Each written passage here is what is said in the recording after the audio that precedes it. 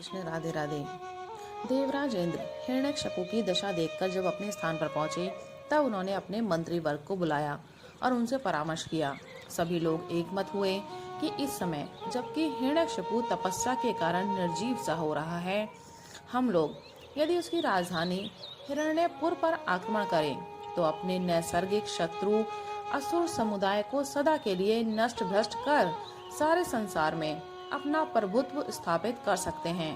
पहले तो उस मृत प्राय हिरण्यकशिपु के लौटने की आशा नहीं, फिर यदि वह लौटेगा भी तो निसहाय होने के कारण उससे हम लोगों को कोई भय न होगा। ऐसी मंत्रणा कर देवराज इंद्र ने शीघ्र ही अपने दल बल के साथ सहसा हिरण्यपुर पर घोर आक्रमण किया। हिरण्यकशिपु की अनुपस्थिति में उसकी राजधानी पर सहसा आक्रमण होने से असुरों को बड़ी चिंता हुई। एक तो जब से हिरण्याक्ष का वध हुआ था तभी से असुरों के हृदय में देवताओं की ओर से भय बना रहता था। दूसरे जो एकमात्र सहारा था वह दैत्यराज हिरण्यकशिपु भी तपस्या कर रहा है। इस कारण असुरों की सेना में उत्साह नहीं था। महारानी कयाधु के उत्साहित करने पर देवताओं की सेना के सामने ये लोग गए अवश्य, किंतु हतोत्साह होने के कारण उनका सामना करने में असमर्थ रहे। थोड़े ही दिनों की लड़ाई में राजकुमारों ने आत्मसमर्पण कर दिया और असुर सेनापति भी बांध दिए गए। ना जाने कितने असुर लड़ाई में मारे गए और कितने ही के अंग भंग हुए। अधिकांश असुर भाग भाग कर घोर वनों तथा गिरी कंदराओं में जा छिपे। अनायास प्राप्त अपने इस अपूर्व विजय से देवराज इंद्र तथा उनके सहायकों का मन बढ़ गया और वे मदांध एवं क्रोध के वशीभूत होकर दैत्यराज हिरण्यकशिपु के अंतःपुर में घुसने को उद्धत हुए। कुछ चतुर एवं न्यायप्रिय मंत्रियों ने उनको इस अनुचित कार्य करने से रोका भी, किंतु देवराज विजय के मद से मतवाले हो रहे थे, अतः उन्होंने किसी की कुछ नहीं सुनी। अंतःपुर में जा देवराज इंद्र ने वह काम किया जो कि देवताओं के लिए सर्वथा निंदनीय था।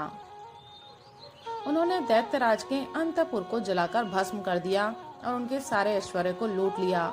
इतना ही नहीं, परम सती गर्भवती महारानी कयाधु को भी वे बरजोरी पकड़कर ले चले।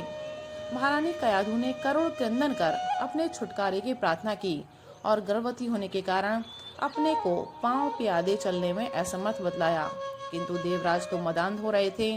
उनको तो अपने अपूर्व एवं अनायास विजय का नशा चढ़ा था। अतएव उन्होंने महारानी कयाधु की करुणापूर्ण समुचित प्रार्थनाओं की भी अवहेलना की और चलते बने।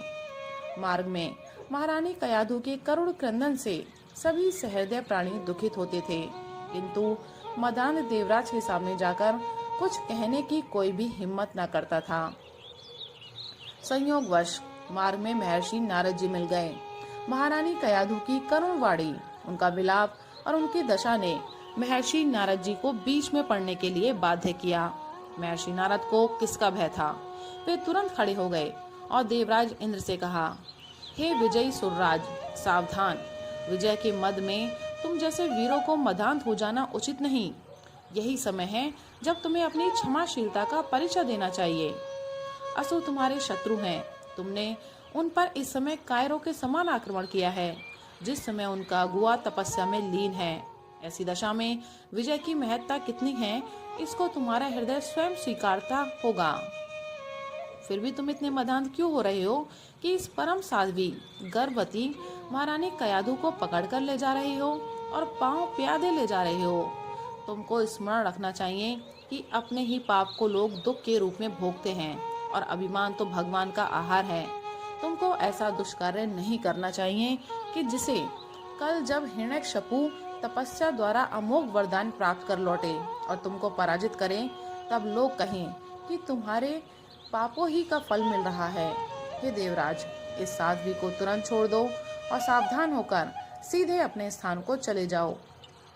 देवराज इंद्र, भगवान, आपकी आज्ञा का पालन करना मेरा परम धर्म है और आपकी आज्ञाएं मेरे लिए सदैव कल्याणप्रद होती हैं, किंतु आज जो आप इस दानव पुत्री कयाधु पर दयाद्र हो रहे हैं और इसको छुड़ाने की आज्ञा दे रहे हैं, इसमें कुछ मुझे कहना है। महर्षिवर, दानव और दैत्यकुल हम लोगों के कैसे शत्रु हैं यह आपसे छिपा हुआ नहीं है। इस युद्ध में मैंने सारे असुर कुल का संहार कर दिया है जो बचे हैं वे बंदी के रूप में हैं अथवा कायरो के समान लुक छिपकर अपनी जान बचा सके हैं। कायरो से भय नहीं और जो बंदी हैं उनसे भी भय नहीं, किंतु इस दानव तनिया कयाधु के उदर में गर्भ है और इसलिए मैं इसको ले जा रहा हूँ, जिसमें इसके गर्भ से उत्पन्न दैत्य राजकुमार हम लोगों के लिए आगे बाधक न हो। नीति में लिखा है कि शत्रु को निशेष ही करके शांत होना चाहिए। शत्रु पर दया करना दया नहीं कायरता है। महर्षि नारद: हे सुरपते, तुम भूलते हो, इस साध्वी के गर्भ में जो बालक है उसकी महिमा तुम नहीं जानते। इसके गर्भ में परम भागवत बालक है और उसके द्वारा न केवल देवताओं का प्रत्युत सारे जगत का कल्याण होगा और अधर्म मूलक असुरों का संहार होगा। तुम इस साध्वी को तुरंत छोड़ दो और अपने अपराध के लिए इस साध्वी से तुरंत क्षमा की याचना करो, इसी में तुम्हारा कल्याण है। महर्षि नारद के आज्ञानुसार देवराज इंद्र ने महारानी कयाधु को छोड़ दिया और उनसे अपने अपराध के लिए क्षमा प्रार्थना की। महारानी कयाधु ने सजल नयन तथास्तु कहकर अपना पिंड छुड़ाया। महारानी असहाय और अत्यंत भयभीत थी। महर्षि नारद के बारंबार सांत्वना देने पर भी वह घबराई हुई थर थर काँप रही थी। उनकी यह दशा देख महर्षि नारद जी ने कहा, बेटी, घबराने का कोई कारण नहीं।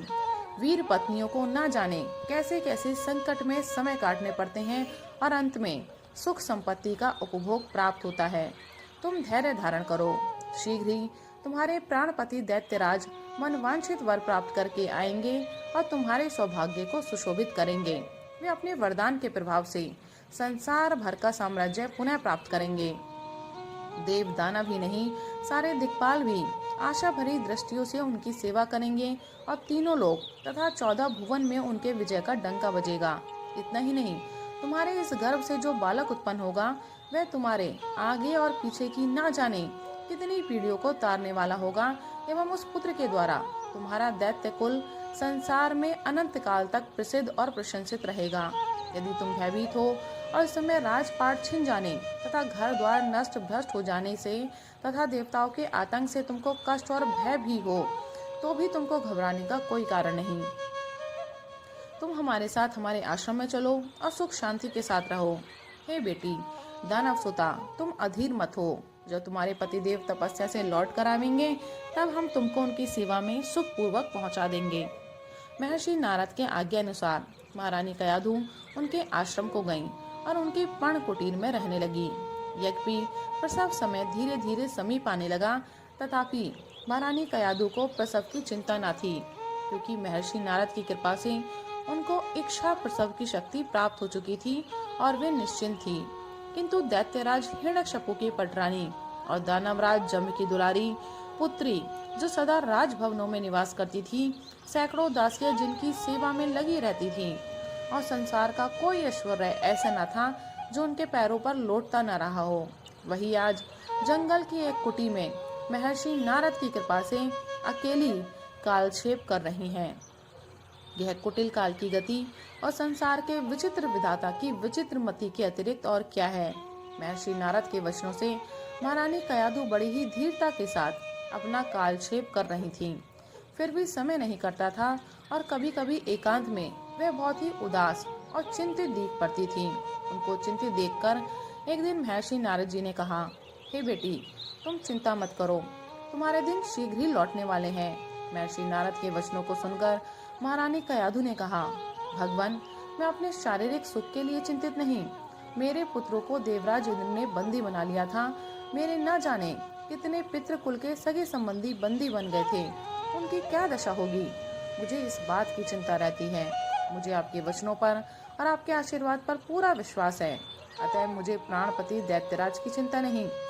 इस प्रकार समय समय पर महर्षि नारद और महारानी कयाधु के बीच बातें हुआ करती थी और समय भी अपनी अप्रतिहत गति से आगे बढ़ता चला जाता था।